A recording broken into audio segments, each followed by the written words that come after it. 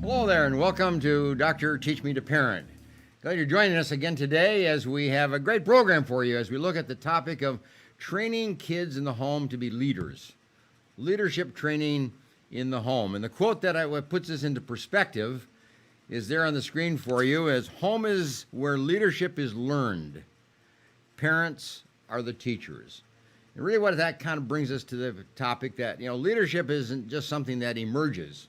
You aren't born as a leader or whatever, but it's learned, and it's a learned behavior, a learned set of behaviors, but it's learned in the home. And you as the parent teach your child to become a leader or a type of leader or a format of leaders or not a leader at all.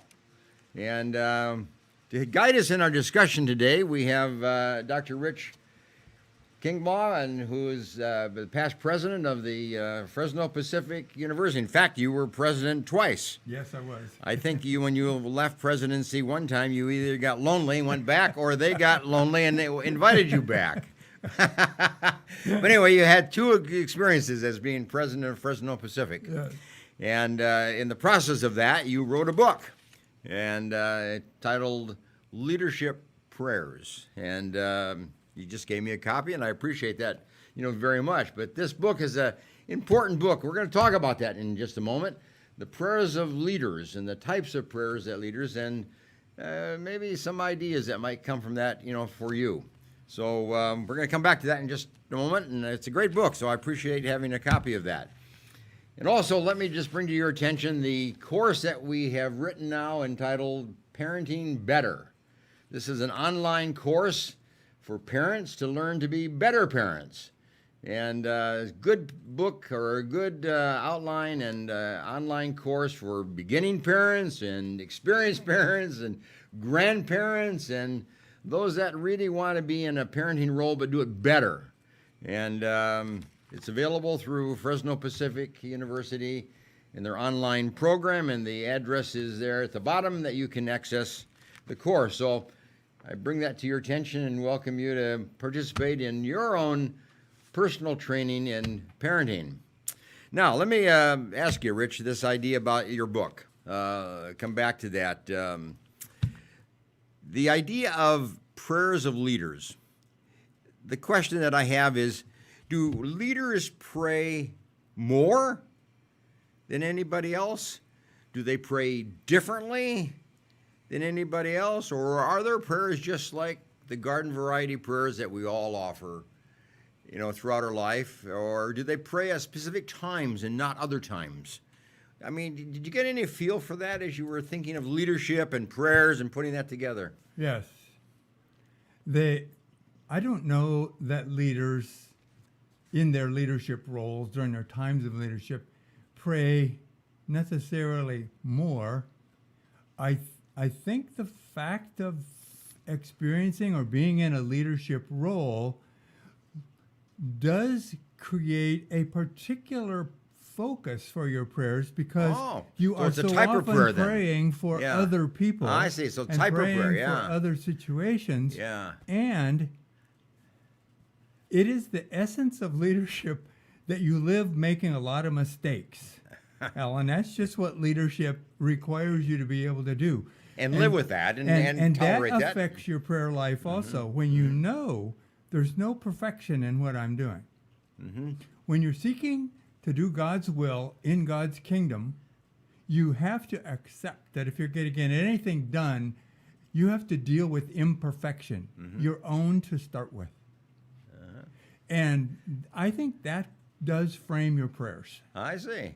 So it kind of motivates it, number one. Yes. Kind of stimulates you feel it or a great encourages need it. And then for wisdom that's beyond you. So the type of prayer is very, very specific. Yes, You it know, is. for a leader. It is. You know, and often it might sound self-centered, but what you just seem to indicate, though, that a prayer of a leader might be more about themselves, but to be encouraged or to be challenged or to take a different course or to take a certain decision or whatever that wouldn't naturally occur.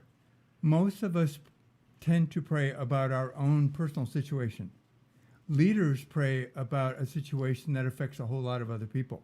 Yourself and a lot of other people. Yourself and a lot of other people. And they're going to be depending on you to have found God's wisdom for you in that situation. Is that right? Uh-huh. So it is. So they are different. So this is a great book.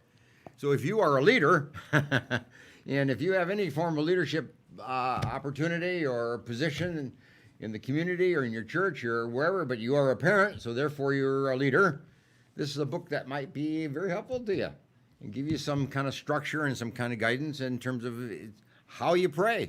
It may seem a bit humorous, but I've had a lot of people say, I never read that book, but I was working under a leader who I thought really needed that book, so I gave him the book. Gave him the book. So what happened in your life that brought you into a position of leadership? I mean, here you are, president of university. I mean, that we would consider that to be leadership. So what happened in your early life, in your training, your home, that kind of structured your life to be a leader? Because you've been a leader in a lot of different situations, not just university. I mean, you've done this in all your life in many of these situations. So there had to be something, somebody. Mostly my dad. I would think that would be a And fairly that's common not answer. uncommon at all, that it was my dad. And he was in a lot of leadership roles. And that's despite the fact that he came out of a home where his father told my dad, you will never amount to anything. Oh, And he repeated that regularly. really? And my dad had to overcome that. and even get enough courage to go after high school, go to college, which he did, graduate college, finish seminary, went into ministry. So church leader was his first real leadership responsibility. It was a church leadership. Yeah. Then, not long after I grew up in Iowa, Cedar Rapids and Waterloo, where my dad was a pastor there. But from that second one, he got called to a denominational leadership role with the denomination. That took him into organizational leadership of a different kind. Sure. And then from then, later third in his life, he was the dean at the denominational college and seminary. And that was yet a different kind of Different leadership. type of all, yeah. All during my life, we were at our table talk. Yeah. Alan was always about what So he you was saw your dealing dad with. in a leadership role in all these different he over was all the always years. talking about it. Uh-huh. And we discussed those things So at our you kind table. of it was by like osmosis. I mean, Yeah. you kind of picked it up as you just were living it. Yes. As he was living it. Yes. Uh-huh. So it But was that must have pretty been a natural terrible that I thing for moved him to into that. overcome. I mean, he Yeah. had to overcome this negativism. You'll never amount to anything.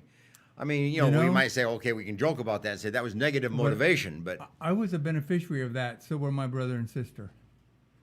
My mom had a version of that also. And when they got married, they made a compact with each other that if God blessed them with children, they would always support and encourage their children and never tell them that they couldn't do it.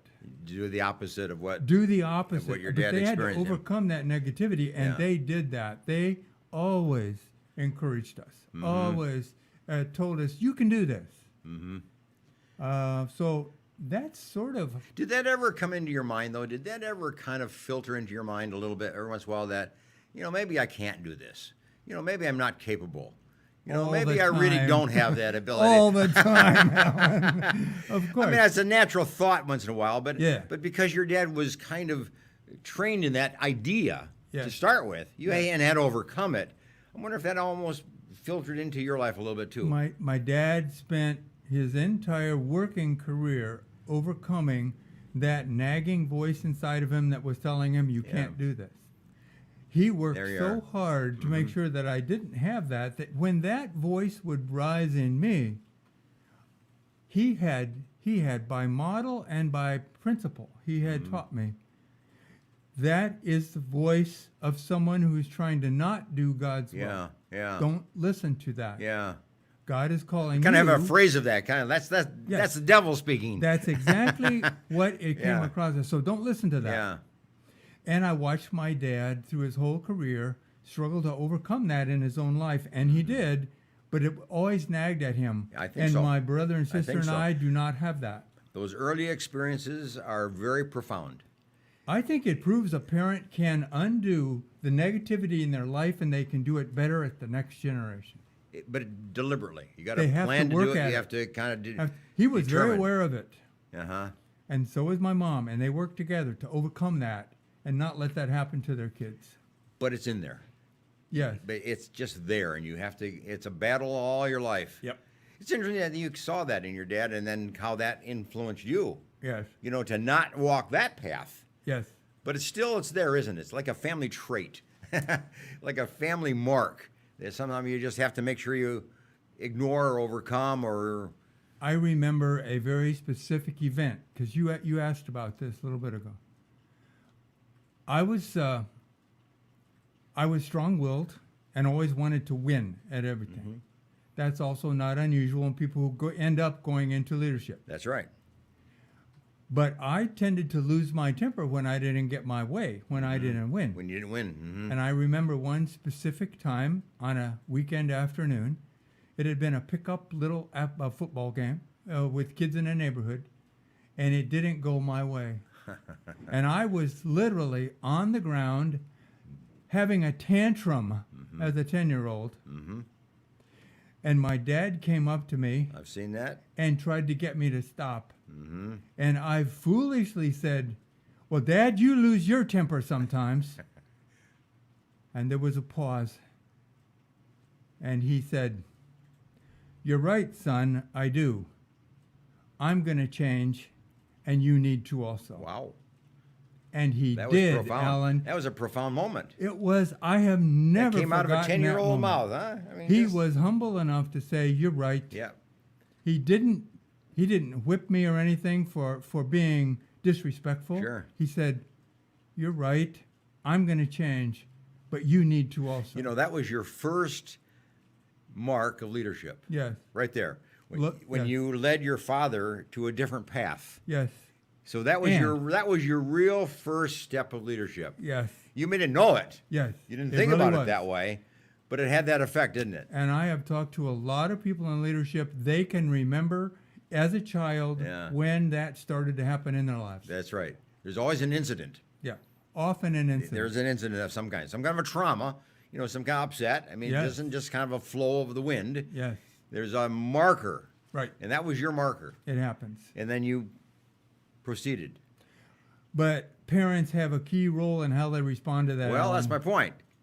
Parents are the Boy. teachers. My dad could have Parents are the ruined that teachers. moment for Yeah, me, Yeah. and he did not. God led him, and he was a.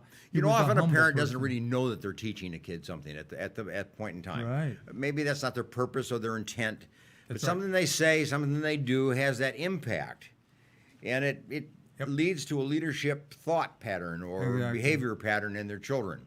Yes. But I think that parents really are the teachers. Yes, They do it they deliberately and they do it surreptitiously and not for certain. But Right. yeah. So let me ask you this question, because we've been talking about leadership. How do you define it? I mean, what is the concept of leadership? I mean, we have this kind of idea that somebody who's out in front, you know, somebody who has this powerful personality that talks to crowds and groups of people, and that's maybe a style of leadership, That a is form of it. one But form I of mean, what's leadership. the undergirding idea of leadership? Well, you're right about one thing. There is not one standard, always applicable definition of leadership. In fact, one study counted 120 different working definitions of leadership. No kidding. And I'm 120 sure there's definitions. more than that. We're not going to take time to go through those. But if you, what's the concept of that? If you boil it all back Yeah. down, the one that the scholars that I have, the analysts that I have come to trust the most, they have come to agree that if you take it back down from all of the variations to what's core in all of that, this will sound so simple, but this is really, I think, profound. The definition of leadership is the existence of followership. And the definition of a leader is a person who has followers. And there's a humorous version of that. It's that if you think you're leading and no one's following, you're actually just taking a walk right. by yourself. That's right. That's right. That's the fundamental definition of leadership, is you have followers. What people tend to miss at that point is that makes following extremely important. Yeah. And that means followers are the ones who decide who they're willing to follow and not They follow. determine, yeah. And that's what makes a person a leader, is someone is following you. I had a friend one time who was a leader, and we asked him about that very question about how does he know he's a leader. He said, I just look behind myself. That's right. He said, look behind. Is there anybody back there? That's right. I mean, it's that concept of Right. if you don't have followers, you're not a leader. There's another word Yeah. for it that I think is very broad, but it's very core. It applies all the time. The word is influence. Okay? A leader Yeah. is a person who has influence in the life of Somebody else. else. Okay, you've done a lot of counseling.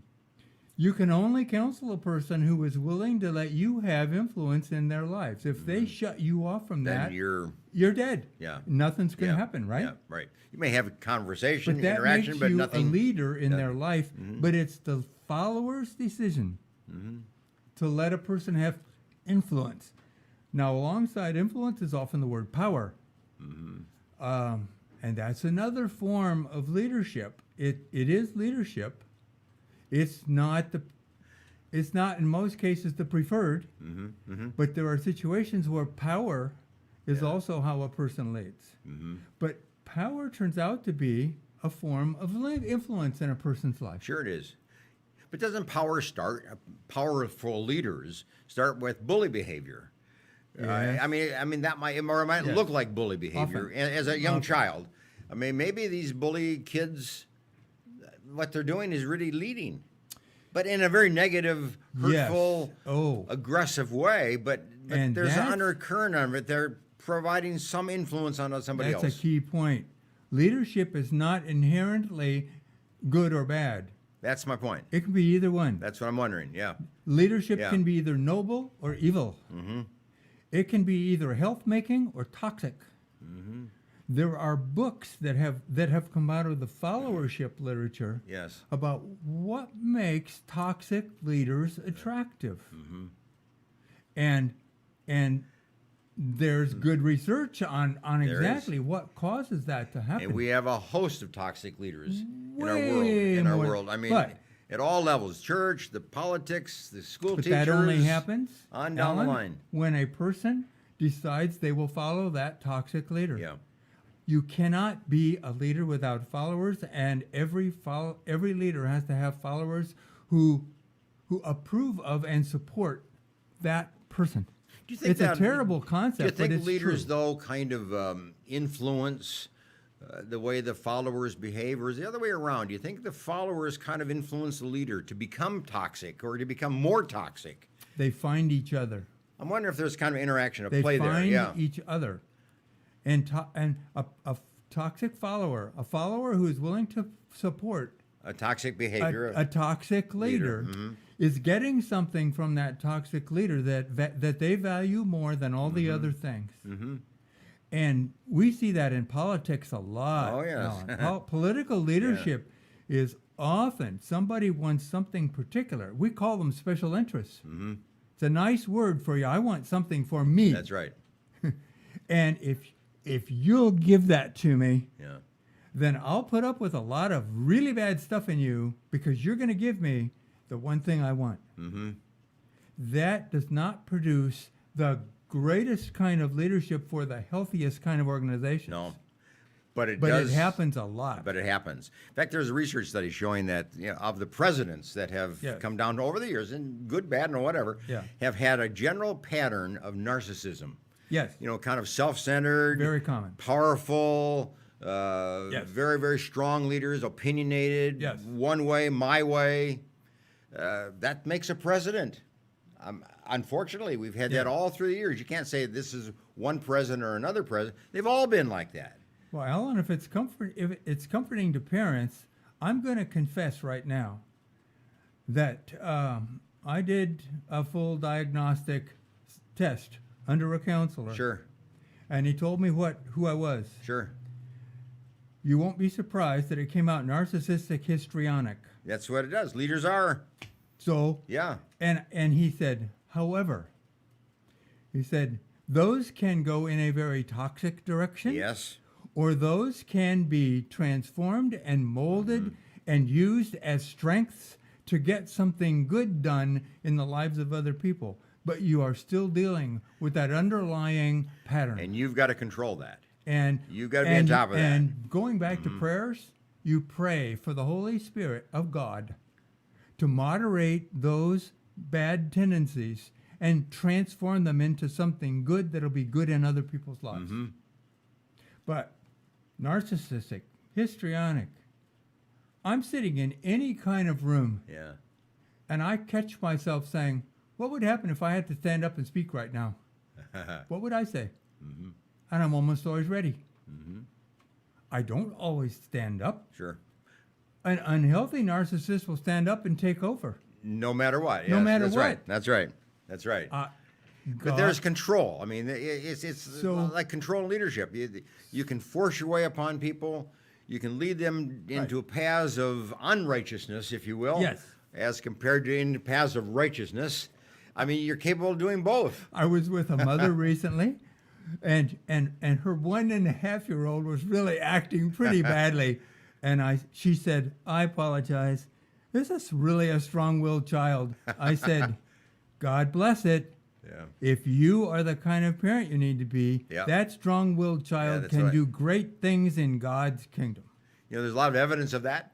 Yes. Strong-willed children are upsetting and tough She to took raise, only but a little if you bit do of- it well, She was only slightly comforted by what I said. yeah, that doesn't solve the problem for me now today, does it? But you got to have that kind of view. I think as a parent, you got to have that view that what my child is becoming, and what my child would likely become, or what I want them to become, and what they're You- capable of coming. Let me follow on what I call the problematic proverb. It's exactly what you just talked about. It's a very common one. It's Proverbs 22:6. I'm going to read it in 3 different translations. All right. Here we go. Teach your children to choose the right path, and when they are older, they will remain upon it.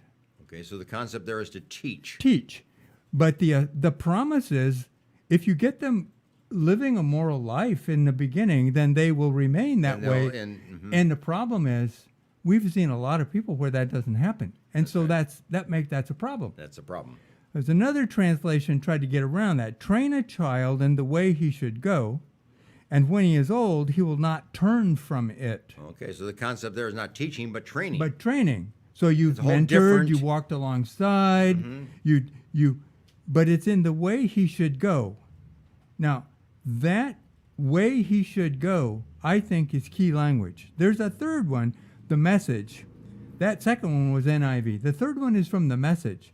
Point your kids in the right direction, and when they're old, they won't be lost. Okay, so the concept that's there is another to concept it's more of it. passive, isn't it? Yes. Point your kid. Yes. This is the way to go, But when but they're I'm ri- not going there myself. But I take all those 3, and here's what I think. And then Peggy and I were together listening. We were on a vacation, and we were listening to a speaker, a well-known radio and TV speaker. And he said he'd come up with what he thought was a different interpretation of Proverbs 22:6. Oh yes. Use the words teach and train and point. Put those together and say, if you help the child figure out who they really are and what God had in mind for them, and you develop that, then when the person is older, they will move into who they really were intended by God to be. And that, to me, that pulls together these concepts. Yeah, And yeah. I think it's the healthiest Yeah. version of what I think that I like verse the means. concept to help the child. I Yes. mean, there's a partnership there. Help the child Yeah. figure out who they really are. Yeah. And that's what God intended for you to be. And God has a purpose for you the way he made you. So a find out parent who has to you do really some are. pretty deep thinking then. Yes. A parent has to kind of think, okay, Yes. now what is likely to be this child's not only ability and Yes. capabilities, but purpose? But when Gotta you're think about that. counseling with a parent and child having problems, isn't that a lot of what you're trying to do? Well, of course you are, yeah. You're trying to get a Yeah. healthy relationship there. The parent who tries to force their child into what the parent wants is going to distort that child from what God had in mind for that child. That's right. So the parent's prayer is, God, show me what you want my child to be Become. And can become. and can become. Can become. And help me be a parent To bring that or together. a teacher if To I'm bring in that together. school. Yeah. Help me do that. Yeah. Help me see what God had in mind for my child. So the parent role is pretty profound. Oh, I mean, if you, you think of it, are- I mean, it's not that's just right. pointing a kid, yes. you no. know, not just telling a kid. It's not just giving him some idea, you know, like teachers might do. But this is, Walking with this is them. walking with. This is Yes. kind of a partnership. This Yes. is really coming together. Yes. As parent and child, you got to spend time. You got to spend time with your kid. That means the parent's going to ask a lot of, why did you do that? You got to be talking to your kid. Talk into You got to the have child. that talking relationship. You got to Tell have me that why you did that. that together relationship, whether it's Yeah. playing or talking or whatever. But you got to be involved in your kid's life. Was that the best way to handle that? Well, I remember. question. I remember hearing about a 35-year-old man once say, "You know, I remember I was outside. My job was to mow the lawn, and the lawnmower wouldn't work right. It wouldn't start, and I was using some pretty foul language on that lawnmower. And my dad came out and said." You know, I don't think that language is going to help that lawnmower get any better. Can we find a better way? that's a wise parent. Very There was wise wisdom, there was some parent. wisdom, because it teaches a point. And You know, you that can yell meant- at something, or even That's you can right. yell at a kid. Right. You know, but that's not going to bring about any good. Like my dad. Yeah. You can lose your temper. There you can and lose your temper, And and it it can doesn't bring help about at any all. good. But you can say, wait a minute. There's got to be a solution here. And you begin to be a logical, process-oriented problem solver Yeah. rather than someone who's just angry because things aren't going your way. Parents have to model that, Alan. That's what parents, when you're walking along, you're modeling. And Say that again, because I think that's a profound statement. Because really what you're saying here is that a parent has a very specific task and needs to take that task pretty seriously, actually. Yes. But the task is what in the area of leadership? But the parent needs to... is trying to help the child find what God wants to do in the child's life. as compared to what I want my child to become Exactly. or should become or whatever. Exactly. Because that's how we raise kids, is what I wasn't able to do, now my kid can do. Yes. Or because I did it, my kid needs to do it. Yes. And so Yes. we use our own self-reference. Yes. And you're saying that's not the way it goes. What you want to understand as a parent is what God is doing in your life, the lessons you're learning with as you walk, and you're trying to help your child see that. When the key thing my dad said was he admitted his mistake. Yes. He said, "You're right, son. That's- I do, that's and right. I'm going to work at that, and you need to also." And from then on, we worked together. Well, on that. then he became a team member. And we were working Yeah. at both controlling our tempers, and that gets the energy going into something productive. Yeah. Well, you're working together now. Now you're two on the same page. I really think Yeah. that helped my dad move into greater and greater leadership roles. If you can't control Yeah. those wrong instincts that you have, they will kill you as you try to lead. Hey, we need to Because- take a break. You've been working pretty hard here for a moment as a leader, but I think that's a good concept in terms of what a leader really is and what leadership is really all about. But when we come back, though, I want to kind of ask you kind of a general question in terms of kind of a progression from kindergarten on into college. There's got to be some kind of a process that leaders go through. Is it like they catch it at one particular point? Or is this just something that builds a little bit over time and gradually develops into what we call you become a leader? So there's got to be a kind of a process there. So think about that, and we're going to come back and get a cup of coffee, and we'll see you in a few moments.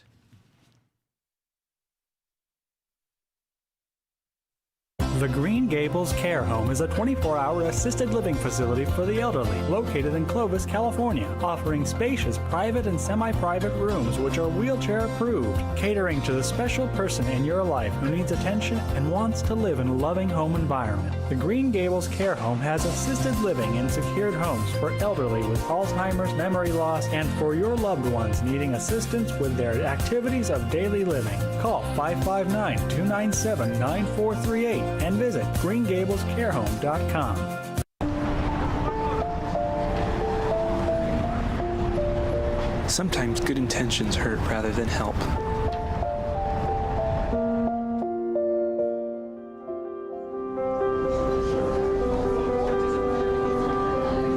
For just $1.76 per meal, the Fresno Rescue Mission offers more than food. We offer hope.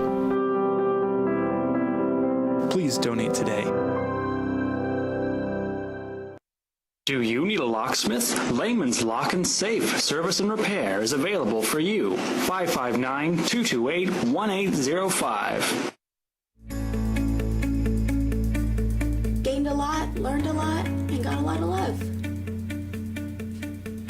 If it weren't for the knowledge that I had gained from the classes at PCC, I probably wouldn't be the mom I am today. See, there it goes. I would love you to meet my son, Aaron. My situation was very difficult. I didn't know how my life was going to turn out. We graduated in June 2010 and we got married in July. And through family, the Pregnancy Care Center changed our lives. The Pregnancy Care Center was a huge, vital part in helping me walk through that pregnancy, in educating me and loving on me during that time.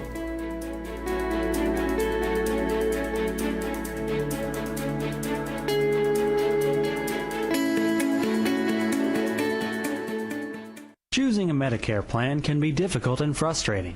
Susan Hatch can guide you through the Medicare maze and help find the right plan for you. Susan helps people understand the confusing and drastic changes that occur every year in Medicare. Susan will only recommend plans that will protect your assets and allow you to continue to see your personal doctor. As a 100% independent agent, Susan is not controlled by any particular insurance company to steer a person onto any one particular plan. Susan was awarded the #1 Medicare supplement agent in California. Look for Susan's Medicare question and answers every Monday in the Fresno Bee. Call Susan at 559-307-2287 and visit MedicareToday.net. CentralValleyTalk.com.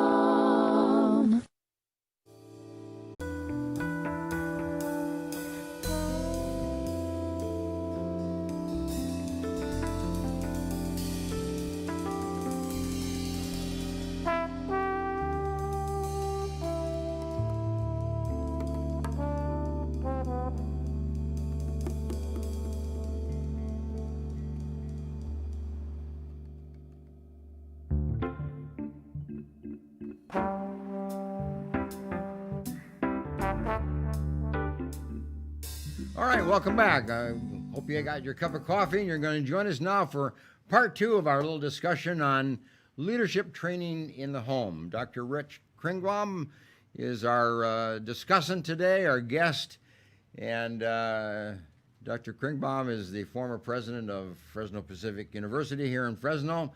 In fact, had 2 different terms of presidency of that university, and wrote his book, Leadership Prayers. We're going to talk all about it in just a little bit as we kind kind of bring this together, but as we've been discussing this whole idea about leadership training in the home, I'm wondering, Rich, if leadership is like a one-time thing, or if this is like a lifestyle or a progression or a developmental process that starts at a certain age and goes right on throughout life, maybe. I'm not sure. How do you view that in a progressive kind of way?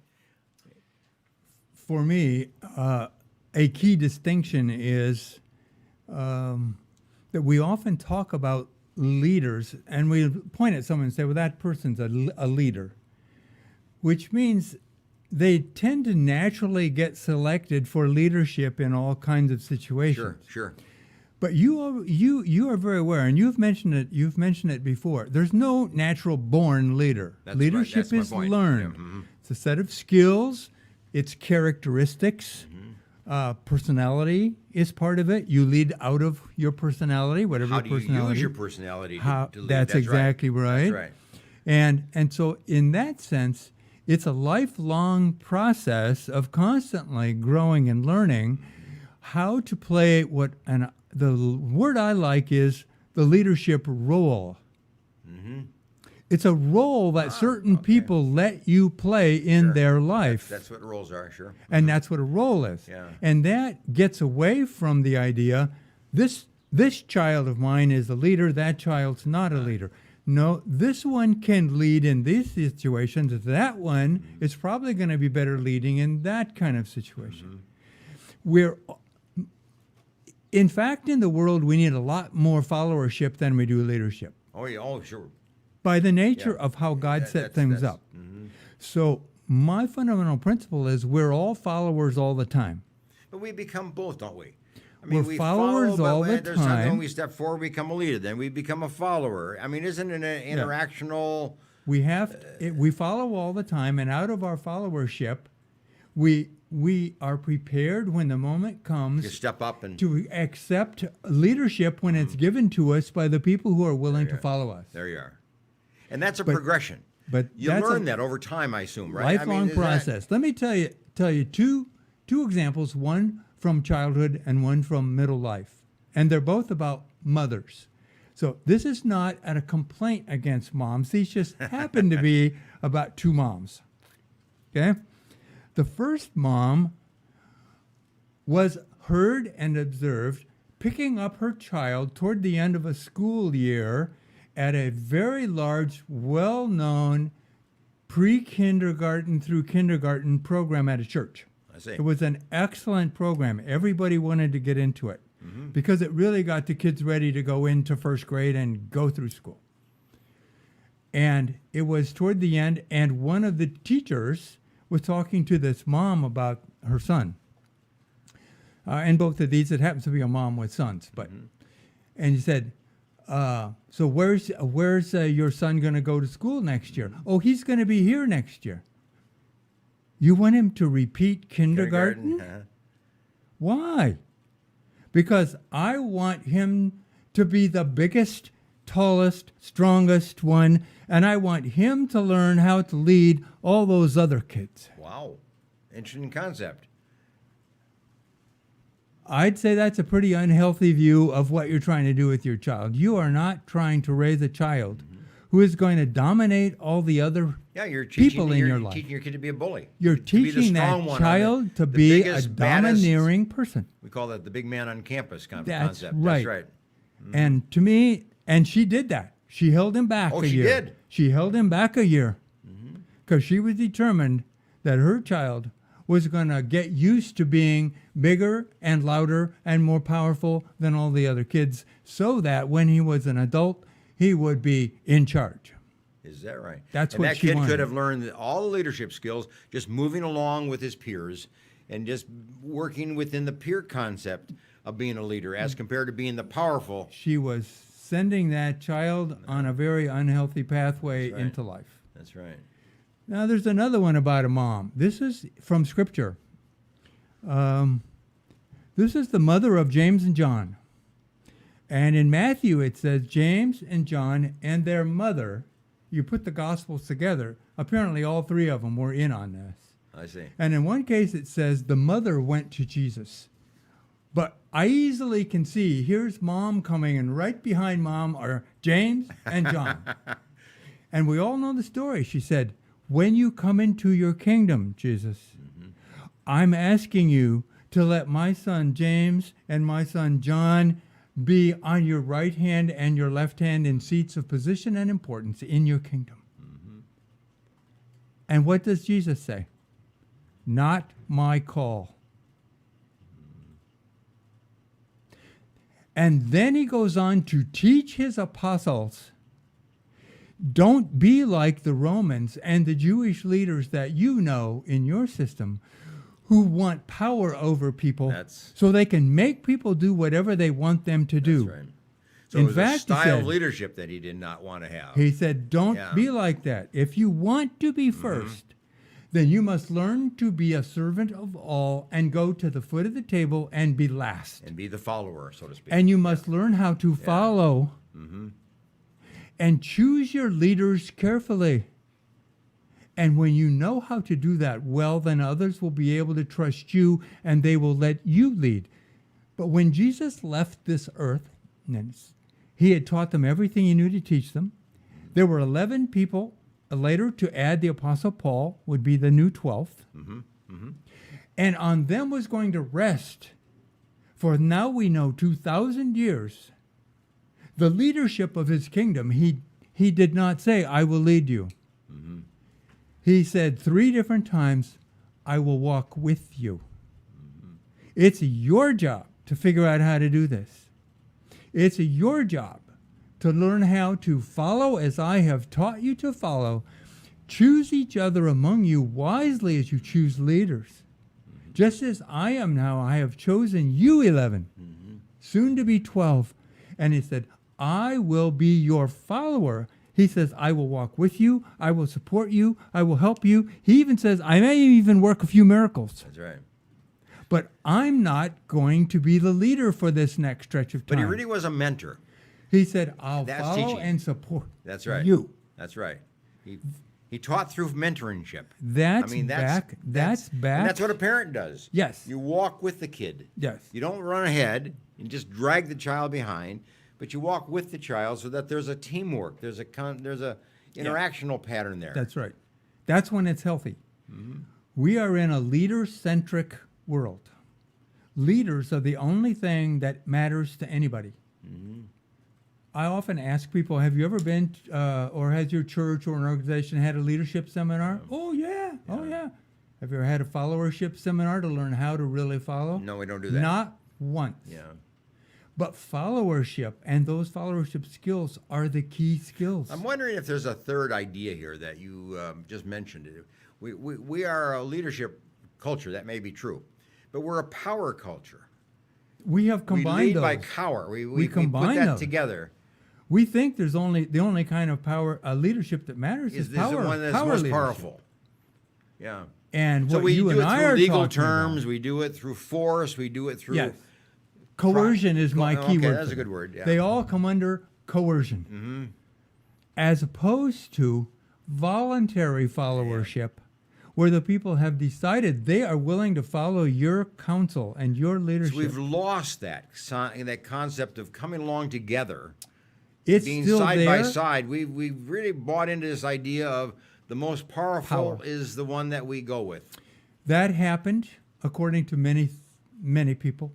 That happened sometime in the early part of the 20th century, when at the universities of America, they began to switch from the old motto was some version of seeking truth. Sure. We're here to seek truth. And it changed to, we're here to learn how to gain power. Yeah. Yeah. And the universities began to teach power Power. and practice power, and they modeled power, and we lost the idea of seeking truth, Yeah. because what we want in a leader is a person who really knows what's true, not just one who has the power to make things happen. And speaks the loudest and speaks the strongest Exactly. and The most one threatening. the one who was a bully in high school becomes a leader in life, and we suffer the consequences. Now, that bullying is a big problem. It can happen in a home. That's right. It can happen a lot at school. And it's not always a dad either. No, it's It can be not. a big brother. It can be mom. It can be children. I mean, it can even be a and- grandfather. Sure, absolutely. And it often is, by the way. Bullying happens in a lot of ways. But bullying cannot happen unless followers allow it to happen. I wonder if we've almost encouraged bullying behavior. You know, we complain about it in the classroom and the school grounds and so on. We don't like it. But I wonder if we've almost encouraged it, you know, by this idea of the most powerful is the Yes. voice we listen to. Yes. The most powerful is the voice we follow. We tolerate it. So therefore, we tolerate bullying because that's Yes. a powerful voice. And we create bully leaders. And in fact, what is supposed to happen is if followers understand their role, they recognize a followership situation, they're standing around, and person A is bullying person B, all those other followers are not supposed to let that happen. They're supposed to protect B. And too often, the bully intimidates enough of those other people, and they go along with it, and it gives them a sense of power over one person. You Instead introduced of, the idea of a toxic leader. that creates a toxic And I leadership. think that's, Not just in the bully at that point, but in those other people who learn to practice that model. well, they follow that idea. They follow it. They do I mean, that. You get by with it, it must work. I'll do the same thing. Right. And And- now it gets perpetuated. And so now we see people in high positions of authority who literally bully other people. They demean other people. They call them terrible names. They demean them in hundreds of ways. That's not real healthy leadership. It's leadership It's a form, It's a form of- coercive leadership.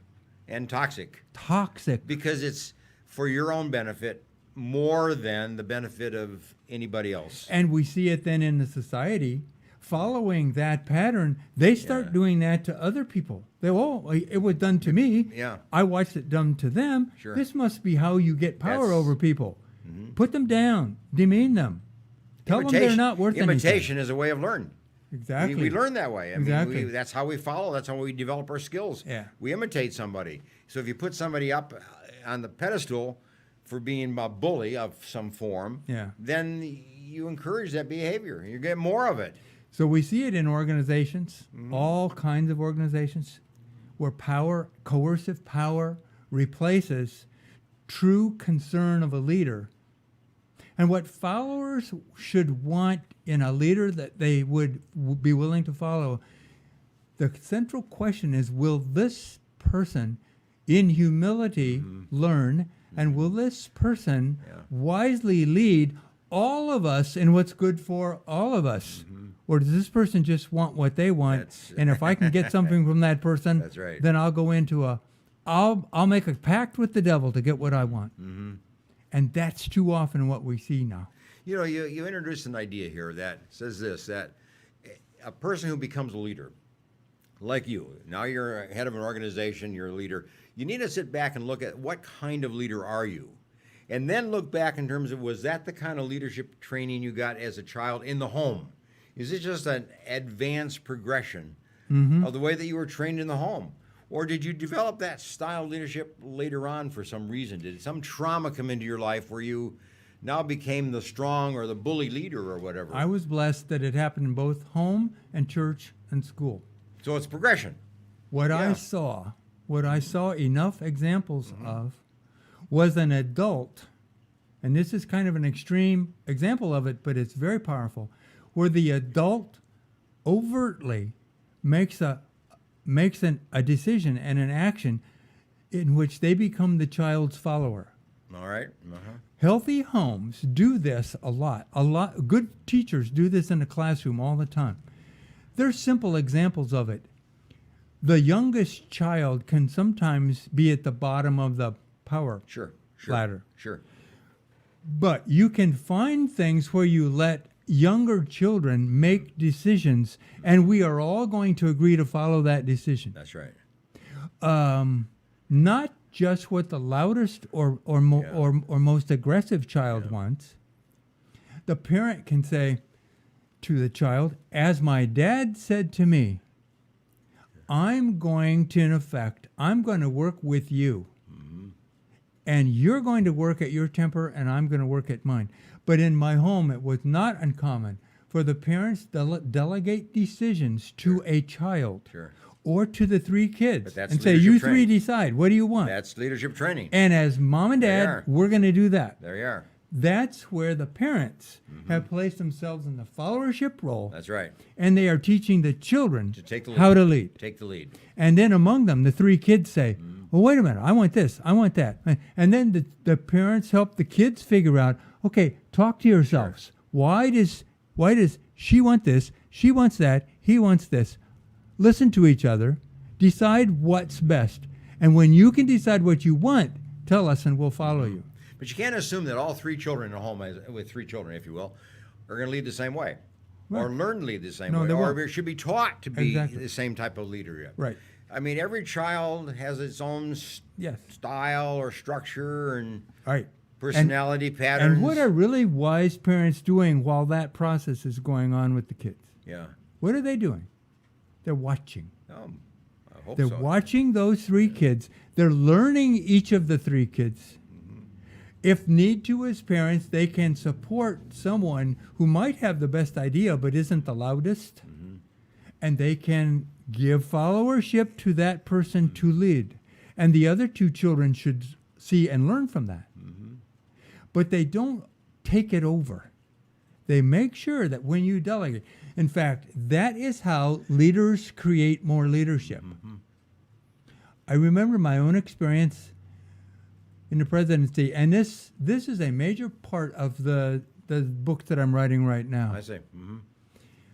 How when the board of trustees first accepted me to be president the first time, they came to me individually and as a executive committee, and they said, we have now chosen you to be our leader, and that means we will now follow your leadership. Interesting. We're the board, Yeah. and we have the ultimate authority, but you are now president of the university, and for you to succeed at that the way we want you to, our question is this: what can we do? What can I do to help you succeed? I think, Allan, that's one of the most fundamental things that's wrong with society in general. We have lost the ability That's right. to say, I am going to help someone else be successful. So I was just putting that statement back into the home. Put it back in If the a parent home. would say that to a child, Yes. how can I help you Exactly. become what you can become and Yes. succeed and to be a leader? Yes. The parent can propose that. Sure. Here's what I think. What do you think about this? But always let the child enter into the decision with you. Ask, well, if you don't think that's why, tell me why. Yeah. And the child will learn how to understand their motivations, and they'll learn that if I do this, my parent, my leader, becomes my follower, and they'll make me strong to That's do right. this. And that's how you learn how to lead in a healthy way. That's good for everybody involved. You mentioned writing a book currently, Yeah. but you wrote this one, Leadership Prayers. These are prayers of leaders, I assume. Yes. And what's unique about this book? Why are you proud of having written this book? That is a book that you've heard the word prophetic. Sure.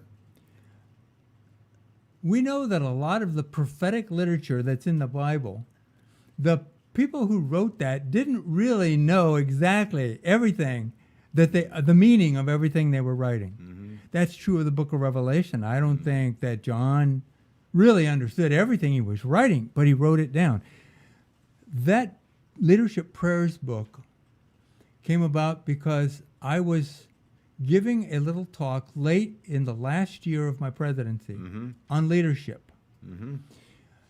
And I knew that there were a lot of people there, Allan, who had already heard me talk more often than they should have about leadership. And I thought, what can I say that these people haven't heard before? And in that moment, and then it came to me again and again, he said, the message was sort of like in my brain, in my heart. Share your prayers. Share your prayers. Allan, when I first had that thought, I had no idea what that meant. What that meant, yeah. Uh-huh. I had never heard anybody talk in public about their personal prayers. Yeah, because we usually think of prayer as something We very pray, personal and very private. but I never heard anybody talk about their prayers. Or, yeah, right. To share about their prayer. Say, this is the prayer that I prayed in my closet at home. Share your prayers. So without knowing why exactly or what I was doing, I began to think about, well, what are my prayers? The prayers that I return to often, regularly, in the course of trying to lead the university. And I realized I had a lot of them that I prayed often. Pretty much slightly different words, but same prayer. Very personal to you. Very personal. And it was the same kind of prayer because the same situation would keep coming up. So I started writing those down. I wrote those prayers down. I see. And I went to that session. I said, I've never done this before. and if this, I don't know how this is going to go, but I would like to share my prayers. So I told a little vignette about the context. And then I read the prayer out loud, and then I went on and I did the next one. I had about 20 minutes to speak, and I did 5 prayers. I see. Each one 3 or 4 minutes, a prayer, and a few minutes of talking about the context of that prayer. At the end of that session, I was the second speaker. The first one had already gone. I was the second 20-minute speaker. And the person who was chairing this session, this was about 80 to 100 business and academic leaders in Fresno at this session. He said, does anyone have anything they would like to ask Rich or either of our speakers, but especially Rich since he just spoke? Allan, the room was deathly silent. No one spoke. Wow. No one said a word. The tables were just, nothing was happening. And it was embarrassing. Yeah. I thought, boy, I've done some public speaking where I really bombed, but I never bombed this badly No, before. that's an opposite interpretation. And- they were profoundly affected. And in fact, Yeah. in the extended silence that happened, he encouraged them to talk at their tables and decide if they had something to say. Still nothing happened. Then people got up and started walking out. And the guy up front, the microphone said, I think our time is over this morning, so let me close in a brief prayer, which he did, and that was the end of the session. And I thought, oh my, what have I done? Yeah. I have really blown it. Well, And then a person came up as I was standing up front with the MC. He said, my table suggested that I come up and tell you. This was the first time we ever heard anybody in leadership talk about their mistakes. Yeah. We thought we were the only ones who were dumb. And we don't know what to say. wow, that's powerful. Well, look at here. We've got to end. So, This is a book that you need to get a hold of. If you are a leader, this is a book. If you know a leader, and we all do, buy them a copy of the book. Amazon, I assume? it's on Amazon. Yeah. Leadership Prayers. Yes. And pick it up, and it's a great book for you and the way that you can help somebody that is a leader in your life and is affecting you, and they may really appreciate the fact that you've given thought to that. And It's an inexpensive but beautiful little very gift. Hey, we've only done part one of this. We aren't done. So Okay. we got to come back and finish this topic on leadership because this is a powerful area of life for parents It and is. for kids who are coming along. And I think we need to develop this a little bit further. Let me give you a little quote as we end our session today, as we now put this all together. Like oil and gas, leadership is one of our natural resources. And I think this is what we have to know, that we have to develop resources, we have to preserve our resources, we have to use them well, and we all benefit, don't Amen. we? Yes. From a natural resource. We benefit from gas and oil. We benefit from our natural resource, which are our young kids coming through as potential leaders. Hey, thanks for today, Rich. This Thanks, is a Alan. great conversation, and get going. You're a parent. You're a leader. This is your opportunity now to bring along the kids that you have under your responsibility. Thanks for joining us today, and bye for now.